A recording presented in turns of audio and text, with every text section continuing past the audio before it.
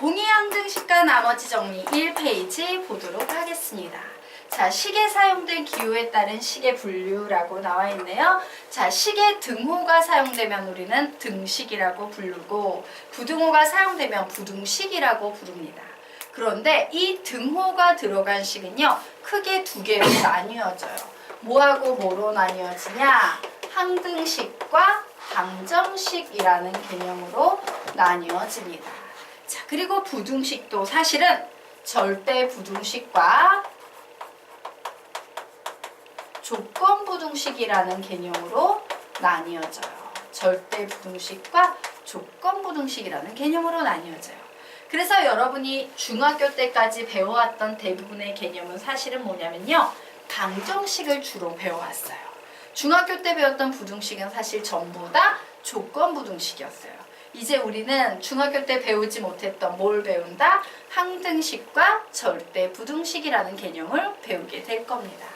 자, 그러면 우리 항등식 한번 읽어볼까? 자, 요 녀석 두 줄 읽어보도록 하겠습니다. 시작! 항등식, 모든 값에 대해서 항상 성립하는 등식, 즉 등식을 풀었는데 답이 모든 값이 나오는 등식이에요.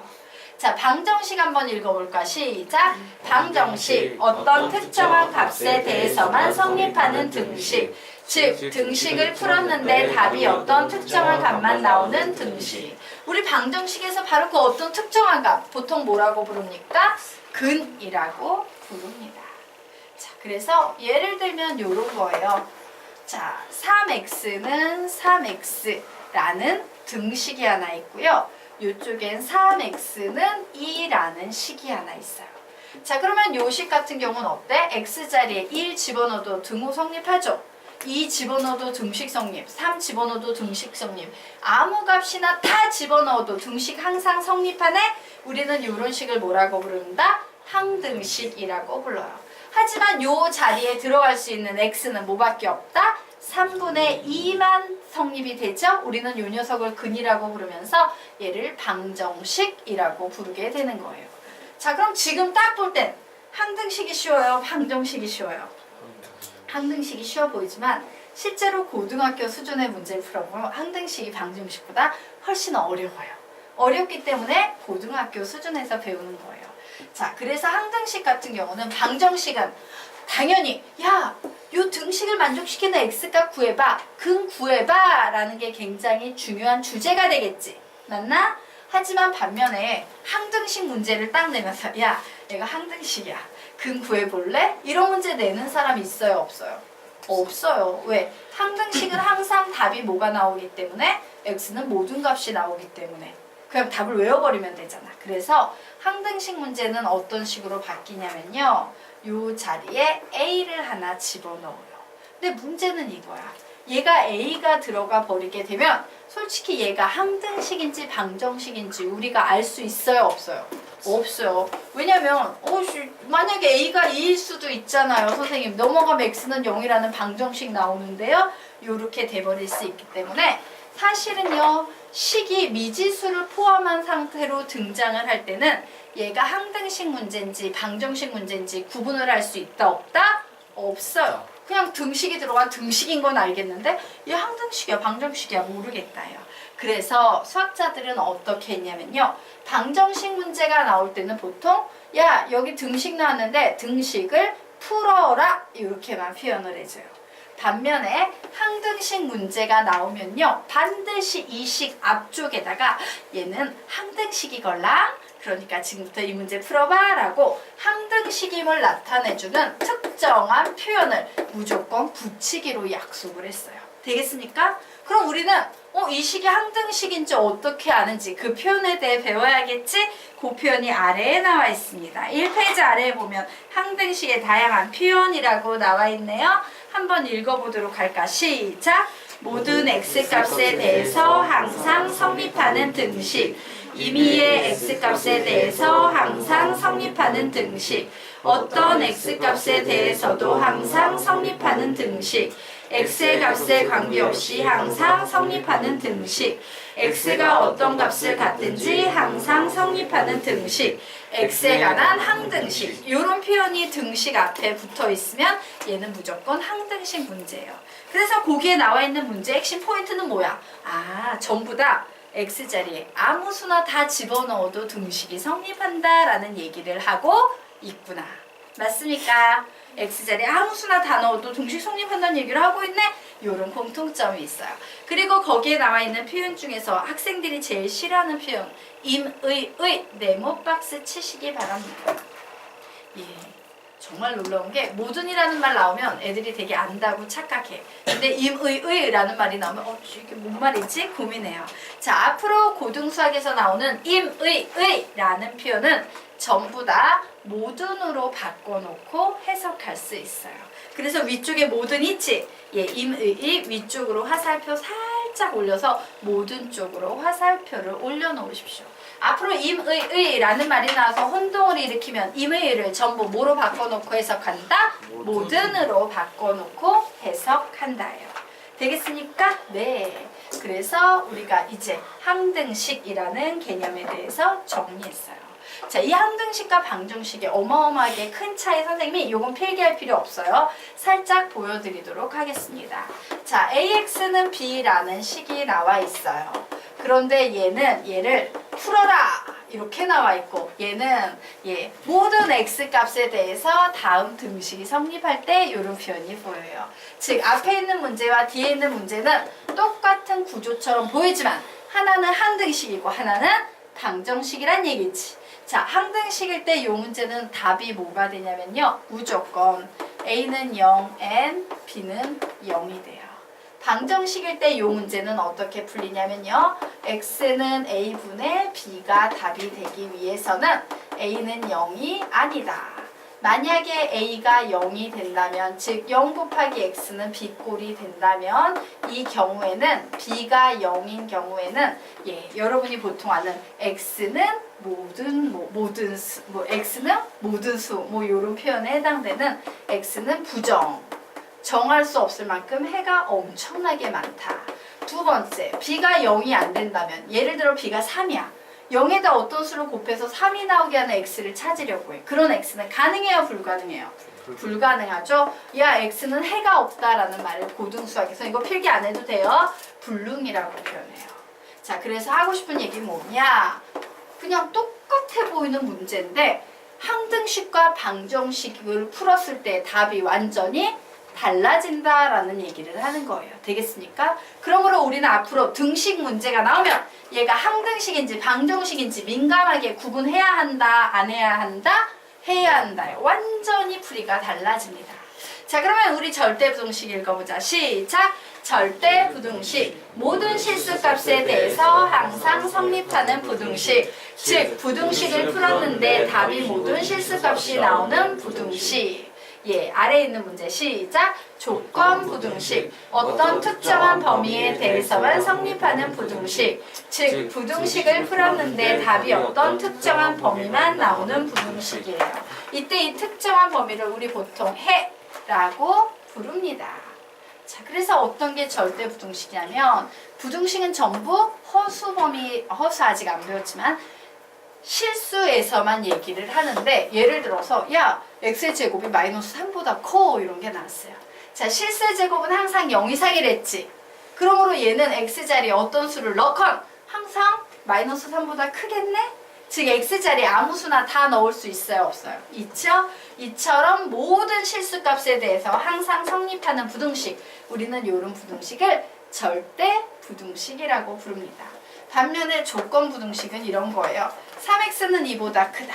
요거 풀면 어떻게 나와요? x는 3분의 2보다 크다. 이렇게 나오죠? 특정한 범위에 대해서만 성립하는 이런 부등식을 우리는 조건 부등식이라고 부릅니다. 여기서 뭐가 나온다? x는 모든 실수. 네. 자, 그래서 밑에 정리합시다. 개념적으로 딱 보니까 누구랑 비슷해? 항등식과 절대부등식은 구조가 같고 방정식과 조건부등식은 구조가 같아요. 그래서 나중에 여러분이 절대부등식 배울 땐 이런 걸 알 수 있어요. 어머 선생님 얘가 어떻게 절대부등식인 줄 알아요? 절대부등식은 전부 이렇게 나와요. 모든 x값에 대해서 항상 성립하는 부등식. 임의의 x값에 대해서 항상 성립하는 부등식. 어떤 x값에 대해서도 항상 성립하는 부등식. x의 값에 관계없이 항상 성립하는 부등식. x가 어떤 값을 갖든지 항상 성립하는 부등식. 이런 표현 보이면 얘는 전부 다 무슨 문제다? 절대 부등식 문제다 라고 기억을 하시면 되겠습니다. 자, 그러면 이제 페이지 넘겨서 우리 다음 페이지로 넘어가 보도록 하겠습니다. 자, 항등식의 성질에 대해서 공부를 하고 갈 거예요. 자, x에 관한 항등식일 때 얘 노골적으로 얘가 항등식임을 알려주고 있는 상황입니다. 자, 그러면 우리는 항등식 문제구나 라고 했을 때 얘를 항상 어떤 식으로 접근하냐면 항등식의 가장 강력한 특징은 x자리 아무 수나 막 들어가도 된다지. 그래서 여기에 보이는 1번에 보이는 x자리에 100만, 마이너스 1000만, 5, 4, 3, 난 아무거나 막 들어갈 수 있어 이러면서 x가 난리치고 있는 거야. 그런데 얘는 평온하게 는 0이라는 식과 같아져야 돼. 그럼 난리치는 x를 죽여버려야겠지. 이 x를 죽여버리려면 a자리에 무슨 수가 오면 참 좋겠다? 0이 오면 참 좋겠죠. 그래서 a는 0엔 그리고 남은 식 그대로 부르면 b는 0이라고 이렇게 풀리게 되는 거예요. 자, 두 번째 보도록 하겠습니다. 항등식이에요. 다행히 등호를 중심으로 x자리에 아무 수나 들어갈 수는 있는데 어때? 똑같이 5 넣으면 똑같은 높이, 100만 넣으면 똑같은 높이, 마이너스 1000만 넣으면 똑같은 높이지. 맞아? 높이만 같으면 등식 성립하잖아. 그래서 같게 만들려면 A랑 C랑 어때야 돼? 역시 같아야 되고 남은 식 그대로 부르면 B는 D 이렇게 되는 거예요. 자, 이제 눈치채셨죠? 3번 난리치는 X제곱을 죽이고 싶다. A는 0. 난리치는 X를 죽이고 싶다. B는 0. 남은 식 그대로 부르면 C는 0 나와요. 자, 4번은 A는 뭐랑 같으면 된다? A 다시 and. B는 뭐랑 같으면 된다? B 다시 and. C는 뭐랑 같으면 된다? C 다시. 요렇게 정리해 놓으시면 됩니다. 자, 그래서 우리 여기에 한번 읽어보자. 시작! 항등식의 성질을 결과적으로 보면 아직 필기가 안 됐구나. 네, 좀 기다려 드릴게요. 필기하십시오. 다 되셨나요? 예, 읽어봅시다. 시작! 항등식의 성질을 결과적으로 보면 같은 차수의 개수끼리끼리 같다라고 정리될 수 있지만 그보다는 내용적인 측면이 훨씬 더 중요하다. x에 관한 항등식을 내용적인 측면에서는 x를 죽인다. x를 죽인다. 라고 정리할 수 있다요. 자, 그래서 죽이는 방법이 아래 박스 안에 나와 있습니다. 또 읽어보자. 시작! 좌변, 우변 중 어느 한쪽에 x가 있을 때는 그 앞에 개수를 0으로 만드는 것이 x를 죽이는 작업이고 좌변, 우변 모두 x가 있을 때는 개수를 같게 만드는 것이 양쪽에 있는 x를 죽이는 작업이 된다. 단, 죽일 때는 몰아넣고 죽인다. 단, 죽일 때는 몰아넣고 죽인다. 단, 죽일 때는 몰아넣고 죽인다 라고 적어 놓으시기 바랍니다. 죽이는 스킬이에요. 예전에 독일 사람들이 유태인들 학살할 때 야, 똑똑 너 유태인이야? 빵! 너 똑똑 유태인이야? 빵! 길 가다가 너 유태인이야? 빵! 이런 식으로 안 죽였죠. 어떻게 죽였어? 자, 모두 죽으러 갑시다. 기차를 타세요. 그래서 통째로 아우슈비츠 탄광에 몰아넣고 한 큐에 죽여버렸지. 죽이는 스킬이에요. 항등식도 똑같습니다. 자, 우리 보도록 할게요. 자, x의 값에 관계없이 다음 식이 성립할 때 A, B, C 구하세요 라고 나와 있어요. 자, 우리는 이 A, B, C를 뭐라고 부르냐면요. X에서는, 항등식에서는 절대로 근을 구하세요 이런 문제 나온다 그랬어? 안 나온다 그랬어? 안 나오기 때문에 야, 얘 항등식이거든? 항등식일 때 A자리에 무슨 수가 들어갈까? 뭐 이런 문제가 나와요. A자리에 무슨 수 넣으면 됩니다? 3 넣으면 되죠.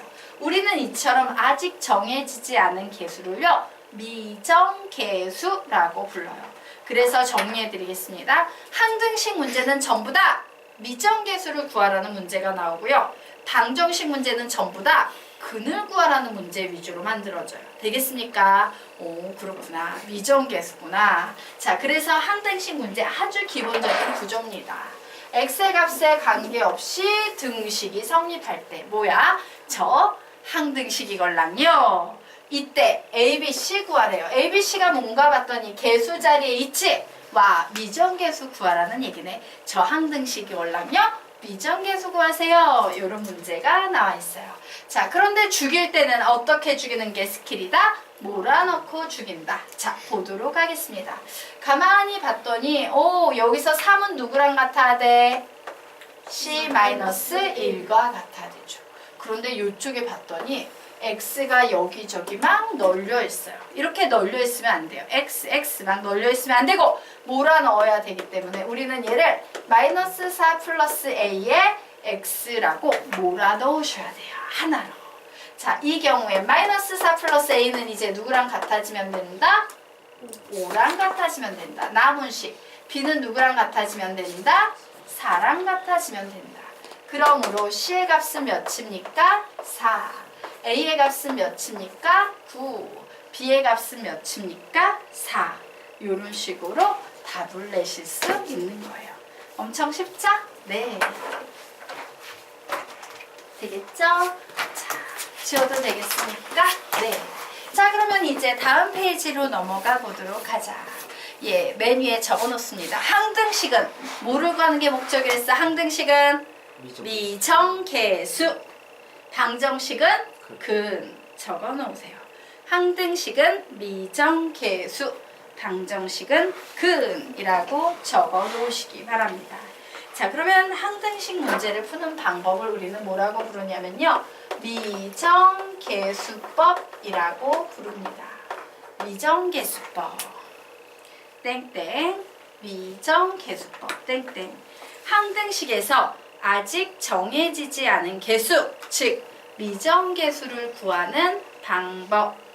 항등식에서 아직 정해지지 않은 계수, 즉 미정계수를 구하는 방법이에요. 자, 그런데 그 미정계수를 구하는 방법이 고등수학에 총 몇 가지가 있다? 5가지가 있어요. 이 5가지 중에서 4가지는 수학 상하에서 배울 거고요. 요 미분계수는요, 미분, 즉 수학 2에서 배우게 될 겁니다. 그래서 5번은 필기만 해놓고 갈 거고, 1, 2, 3, 4는 여러분이 앞으로 자유자재로 활용하셔야 돼요. 자, 1번 필기하도록 하겠습니다. 좌변, 우변 모두 전개할 수 있을 때. 좌변, 우변 모두 전개할 수 있을 때. 좌변, 우변 모두 전개할 수 있을 때 화살표 옆으로 빼서 계수비교법이라고 적어 놓으세요.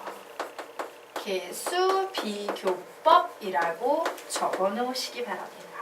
막 전개했어요. 전개가 가능하네? 그래서 막 전개했더니 3x의 제곱 플러스 2x 플러스 7은 ax의 제곱 플러스 bx 플러스 c 뭐 이런 식으로 나왔어요. 자, 그럼 우리가 계수만 비교하면 돼. 양변을 딱 보면서 비교해보니까 A는 3, B는 2, C는 7 이렇게 푸는 거예요. 그냥 얘는 막 이항을 해서 푼다 안 푼다? 안 풀어요. 항등식 그냥 계수 비교하면 돼요. 선생님이 정석책을 보면서 허악했던 게 예전 정석책 중에 가끔씩요. 항등식 문제를 푸는데 이항을 해가지고 푸는 그런 미친풀이가 가끔 있었어요. 오류가 되게 심한 풀인데 그걸 정답으로 그 풀이란에 막 해놔서 미친 것들 막 이러면서 욕을 하며 가르쳤던 기억이 있어요. 자, 항등식은 이항 한다 안 한다? 안 한다. 이항이라는 개념의 기본은 누구다? 방정식이다예요. 되겠습니까? 그냥 항등식은 이러고 비교만 하시면 돼요. 자, 2번째 모르는 각 옆에 괄호 요 가로 이렇게 치세요. 또 한글로 괄호 이렇게 쓰지 말고 모르는 값 옆에 괄호가 곱해져 있을 때 수치 대입법. 모르는 값 옆에 괄호가 곱해져 있을 때 수치 대입법. 사실은 앞으로 여러분이 미정계수를 구하기 위해서 가장 많이 사용하게 될 방법이 바로 이 수치 대입법 되겠습니다. 자, 그리고 3번째 문제에서 나눈다는 말이 나올 때 나누는 법. 문제에서 나눈다는 말이 나올 때 나누는 법이에요. 문제에서 나눈다는 말이 나올 때 선생님 나눗셈하고 항등식하고 관련이 있으니까 예, 관련이 있어요. 우리 아까 배웠던 거 검산식 기억나시죠? A는 BQ 플러스 R. 이 검산식의 특징은 좌변과 우변이 항상 어떠하다? 똑같아요. 즉 좌변과 우변이 서로 항등식이에요. 항상 등식이 성립한다요. 그래서 나눈다라는 개념은요. 항등식과 밀접한 관련이 있습니다. 되겠습니까? 자, 그러면 이제 4번 보도록 하겠습니다. x에 관한 내림차순식을 x-p에 관한 내림차순식으로 바꿀 때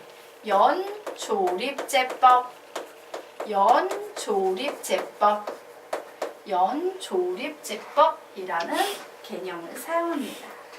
그리고 미분계수 구할 때 미분법 5번은 필기만 해두도록 할 거예요. 자, 그래서 여러분이 지금부터 본격적으로 배우게 될 내용이 요 네 가지 개수비교법, 수치대입법, 나누는 법, 연조립제법 요 녀석들에 관해서 공부를 할 거예요. 자, 그래서 결론 얘기해 드릴까요? 자, 요 녀석은요. 이 앞에 있는 녀석은 뭐냐면 문제에서 우리한테 주는 상황이에요. 우리는 이 상황을 보면서 와, 내가 알고 있는 방법 중에 요 방법 써야겠구나 라고 선택을 해야 된다는 얘기예요. 그러면 요 녀석과 요 녀석은 서로 외워야 돼? 안 외워야 돼? 외워야 돼요. 외워야지만 이 방법으로 풀면 편하겠네 라고 판단을 내릴 수 있다. 알겠습니까? 자, 그러면 우리 지금부터 본격적으로 문제 풀어보도록 하겠습니다. 자, 아래 문제가 하나 나와 있습니다. 같이 보도록 하자. 자, 문제 구조 딱 봅시다. x의 값에 관계없이 등식이 성립할 때 a, b, c의 값을 구하시오라고 문제가 나왔어요. 딱 봤더니 x의 값에 관계없이 등식 성립해? 와, 이거 무슨 문제다? 항등식 문제다.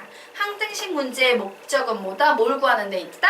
미정계수를 구하는 데 있다. 봤더니 a, b, c가 계수 자리에 있는 거 맞아요.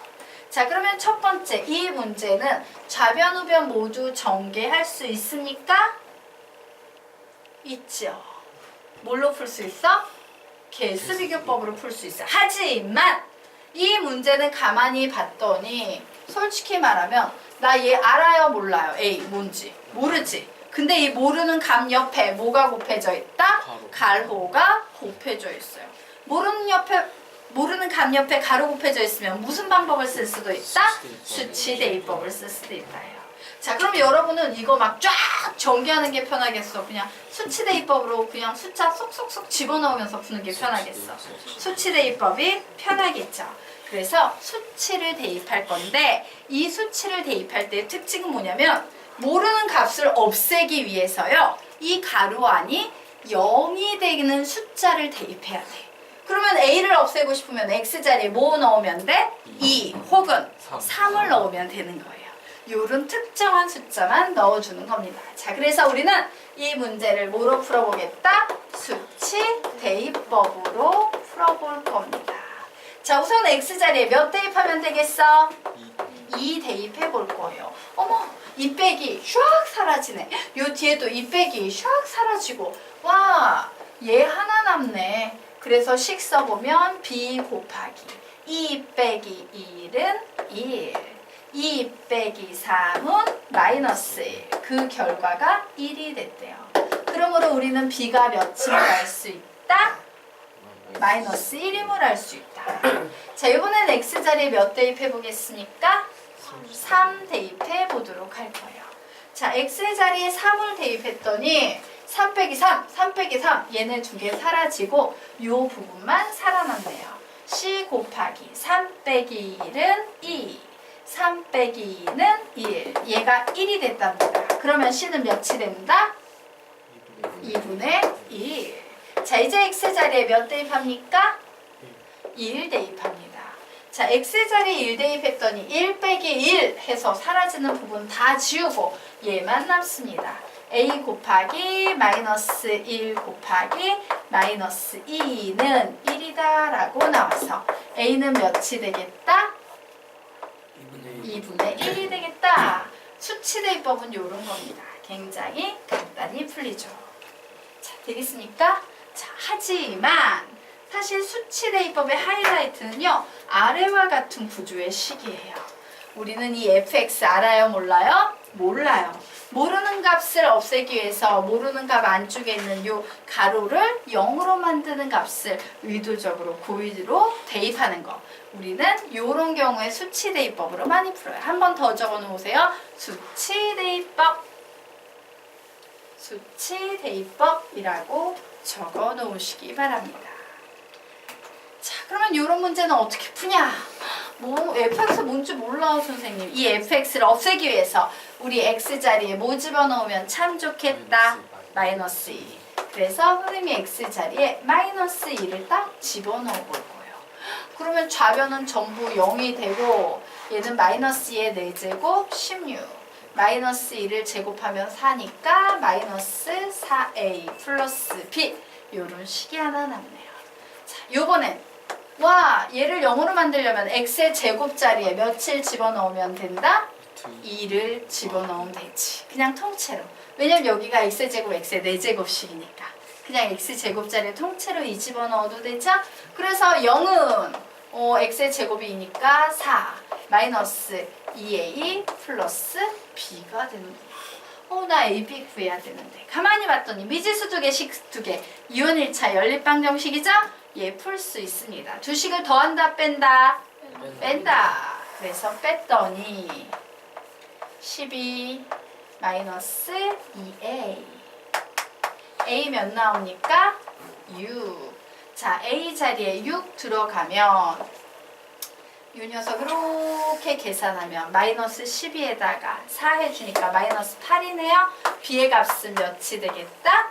8. 이런 식으로 구하시면 되겠습니다. 되겠습니까? 네. 시간 정말 애매한데? 예. 자, 그래도 한 문제 하고 하자. 자, 다음 페이지 4페이지 펴보도록 하겠습니다. 자, 4페이지 위에 문제가 나와 있어요.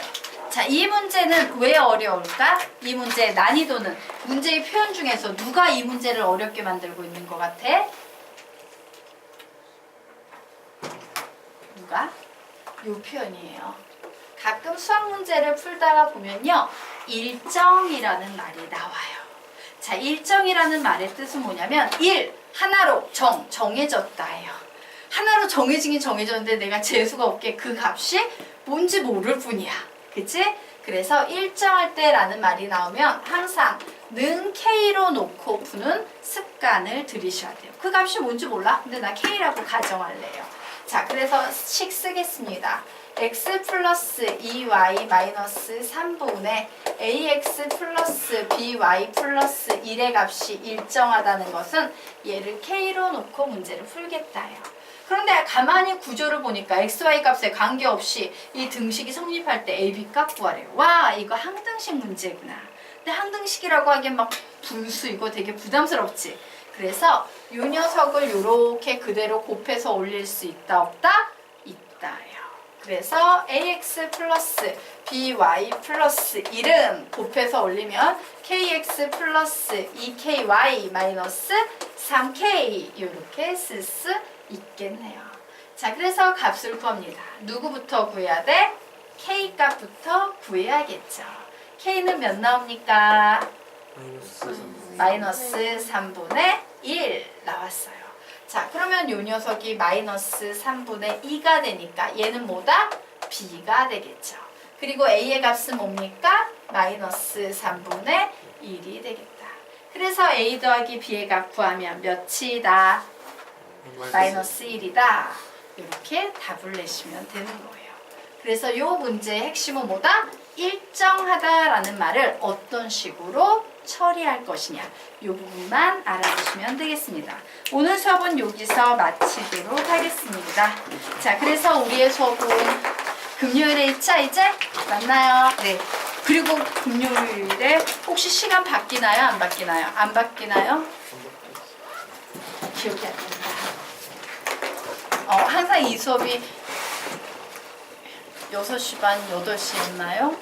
기억이 안 난다. 맞죠, 맞죠? 네, 맞았던 것 같아요. 네, 우리 금요일 6시 반, 8시에 뵐 거고요. 1단원은 언제까지?